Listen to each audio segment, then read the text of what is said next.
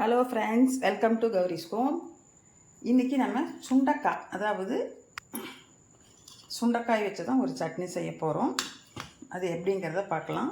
இந்த சுண்டைக்காய் சாப்பிட்றதுனால நமக்கு வாய்ப்புண், வயிற்றுப்புண், சுகர் இருக்கிறவங்க எல்லோரும் சாப்பிட்லாம். உடம்புக்கு ரொம்ப நல்லது, நிறைய சத்துக்கள் நிறைஞ்சது. இதுக்கு முதல்ல நம்ம என்ன எடுத்துக்கலாம் அப்படின்னு பார்த்திங்கன்னா, சுண்டைக்காய் எடுத்துக்கணும். வெங்காயம், பெரிய வெங்காயம் இவ்வளோ பெருசில் ஒரு 3 கட் பண்ணி வச்சுருக்கேன். தக்காளி 2 தக்காளி கட் பண்ணி வச்சுருக்கிறேன். கொஞ்சம் கொத்தமல்லி நிறையா இருந்துச்சு, வச்சுருந்தா வீணாக போகுமேன்னு சொல்லி கொத்தமல்லி கொஞ்சம் அதிகமாக எடுத்து வச்சுட்டேன். வரமிளகா 3, பூண்டு ஒரு 4 பல் சின்ன பல்லாக, இஞ்சி இவ்வளோ நீளத்துக்கு கட் பண்ணி வச்சுருக்கிறேன். தேங்காய் ஒரு 10ன்னு சொல்லுவோம் இல்லையா, அது கட் பண்ணி வச்சுருக்கிறேன். இப்போ எப்படி செய்யறது அப்படிங்கிறத பார்ப்போம், சரிங்களா? முதல்ல இந்த சுண்டைக்காயை நல்லா கழுவி எடுத்துக்கணும். இப்போ இந்த மாதிரி அந்த சுண்டைக்காயை மாதிரி தட்டி எடுத்துக்கணும். இப்போ நான் சுண்டைக்காயை நல்லா தட்டி வச்சுட்டேன். அதில் பாதி விதை கீழே போயிருக்கும், பாதி விதை இதில் இருக்கும். ஏன்னா நிறைய விதை சாப்பிட்டாலும் வயிறு வலிக்கும் அப்படின்னு சொல்லுவாங்க. இப்போ நல்லெண்ணெய் ஊற்றிருக்கிறேன். வடை வச்சு நல்லெண்ணெய் ஊற்றிருக்கிறேன். இதில் போட்டு வதக்கலாம்.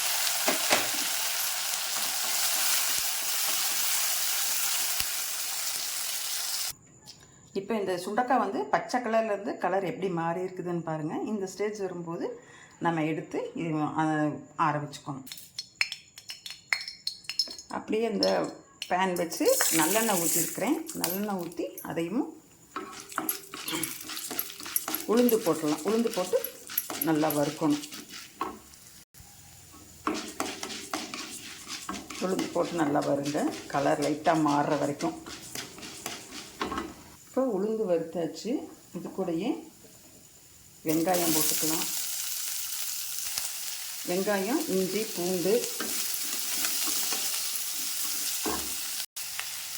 வரமிளகா 3 கிள்ளி போட்டுக்கிறேன். கூடயே தக்காளியை போட்டுக்கலாம். தக்காளி போட்டு வதக்கலாம்.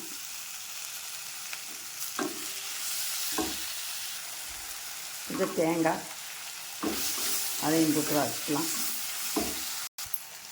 இது கூட கொஞ்சமாக புளி சேர்த்துக்கிறேன்.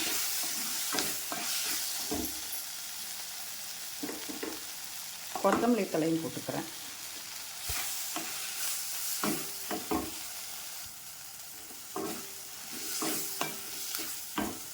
இது கூட கொத்தமல்லி தலையும் போட்டாச்சு. கொஞ்சம் உப்பும் போட்டு நான் வதக்கிட்டேன்.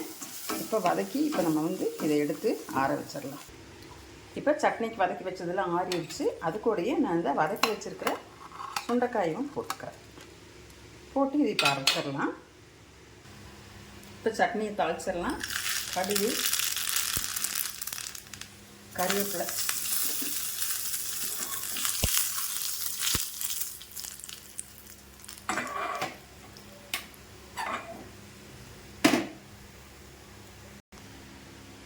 இப்போ சட்னியில் ஊற்றிடலாம்.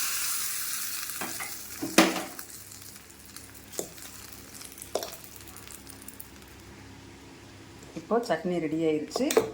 இட்லி, தோசை, சாப்பாடு இந்த மாதிரி வச்சு சாப்பிடுங்க. வாய்ப்புண்ணு, வயிற்றுப்புண்ணு, சுகர் இருக்கிறவங்கெல்லாம் சாப்பிட்லாம்.